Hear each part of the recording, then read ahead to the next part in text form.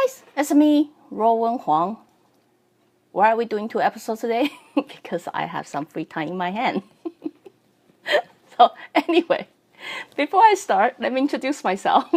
My name is Ruowen Huang. I'm an author, spirit coach, and also a psychic. Since I was talking about karma, little myth of karma, how people get confused, I thought I might well just talk about karma and karmic creditor. I know in Western country, you guys don't really believe in this world, but believe me, they are around you. You just don't know that. You know what I mean? It's like air.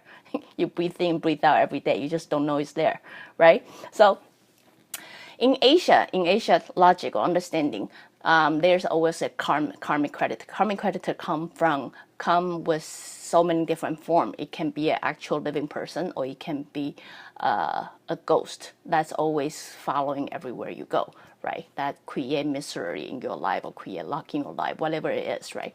So in Asia, most of the people, they have understanding of karmic creditor. Let's say in this life, if I'm continuously being abused by someone and then without any resentment, they believe, they will explain that as is because it's karmic creditor. They are, that person particularly is your karmic creditor, right? Or if someone suffer through unexplainable dizziness, illness, or they feel a certain periods of unluckiness, they will explain that as a karmic creditor. So that's why I thought, since we talk about karma in the previous talk, we talk about karmic creditor, the connection of those two, right? In the previous episode, I basically explained karma they don't play God, not so much. They don't play judge either. They don't try to tell you what you do is right or wrong. But what they do is they are a force that is keeping universe balanced in smaller scale or in greater scale, right? So when it comes to karmic creditor is, the best way for me to explain that, have you ever done something that you know is wrong, but you're doing it anyway? We all do, right? We're human. We're learning through mistake, right? So we all do that. You know you're doing something wrong, but for whatever reason, you still do it anyway, right? So have you ever realized when you do that things, you know it's wrong and you do it anyway, you realize you have that guilt, or that you have that sensation that tend to linger on in your head, in your mind, in your heart, wherever it goes, wherever everybody got different way of storing their emotion, right? So then you will hold on to that emotion. Then through time, you might talk yourself out of it. You know what I mean? If you can find something that justify your behavior, right, to make yourself feel comfortable about it, or anything you can find help yourself to justify it, you may be able to temporarily forget about that guilt. You know what I mean? That guilt that's in your heart, right? So what I'm trying to say is, karmic creditor usually is the result of that sensation that you've been either put aside, not to deal with. I mean, sure enough, there are people deal with, right? I feel guilty a couple of years later. I feel really sorry about it, right? And then how can I make up to you, right? Of course, there are people like that. But what I'm trying to say is those people who tend to find justification, neglecting it, or put it away, or tend to forget about it, right? So what ends up happening is, maybe a couple years later, you know how it's like, right? When let's say you intentionally did something bad to somebody, and then you have that feeling in you that you feel sorry for them, and then you see them again down the street, or you meet some reason you see them again in 10 years later or 20 years later, and that feeling will surface again. You know what I mean? That's basically how karmic creditor work. And that is not limited in this life, but it could limit it to next life. We continue neglecting that feeling and emotion. Next life, when you see that person again, even though you totally look different, but your soul is still the same, that feeling will surface. That feeling that you feel guilt to them, you feel sorry to them, you feel like you are causing them the miserable situation, whatever that is, right? And you feel obligated to pay out or make up to it, right? So that's basically what Asian, we talk about karmic creditor. So the karmic creditor can come in human form, actual form, or in an invisible form. A lot of time in Asia, they talk about, a lot of psyche will try to help you solve with your karmic creditor that's invisible, right? They're basically a bunch of ghosts that follow you, like make your life miserable, uncomfortable, and things like that. See, the reason of that is what you do not see is that guilt that you have at that moment, you never deal with, never dealt with, and never look into, never do anything about it, right? That guilt will eventually become some kind of blockage in your soul.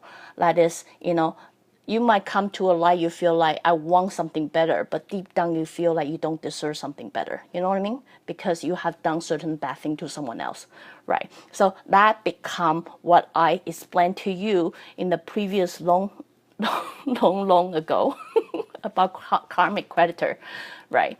Is because you are actually dealing with that they actually projecting like a ghost that's hunting you. But as I say, which soul want to follow you everywhere? Right? We all want to evolve, like 3,000 years ago, 4,000 years ago story. Why would I follow you still? No, but they are most likely projected from your own memory. As I said, refer to my previous episode, we all have a black box in our head, not really in our head, I don't know where you store it, but most likely here where your soul sit, right?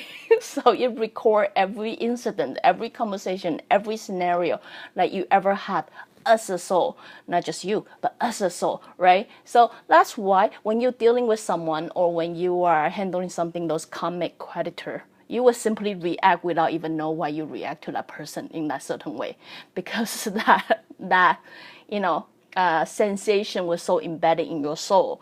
Like, it simply doesn't make sense to you as a person, but it makes sense to your soul, right? So here, to answer a person's question regarding to a karmic creditor, what they want to know is, if I say karmic creditor is simply a human projection, does that mean the karmic creditor is the projection of those person who ever hurt someone, or so they become a projection of this life? Yes. I mean, I don't know what other way can I make it more clear. But then again, as I say, karmic creditor may or may not just limit it as those people who did bad deed to you. Like, sometimes can be some people who done something nice to you too. You know what I mean? So you feel like, oh, they done such a nice thing to me, so I feel like paying them back certain way. So as I say, karmic creditor, just like karma, they don't play judge. They don't tell you what's good or bad, right? They simply is a force that try to keep everything in balance. So that is, don't think of karmic creditor as only bad guy. They are not just a bad guy. They sometimes come in good form too.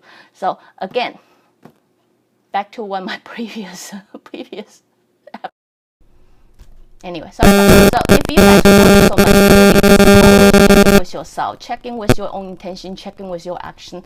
At least you cannot control what happened in the previous life, really.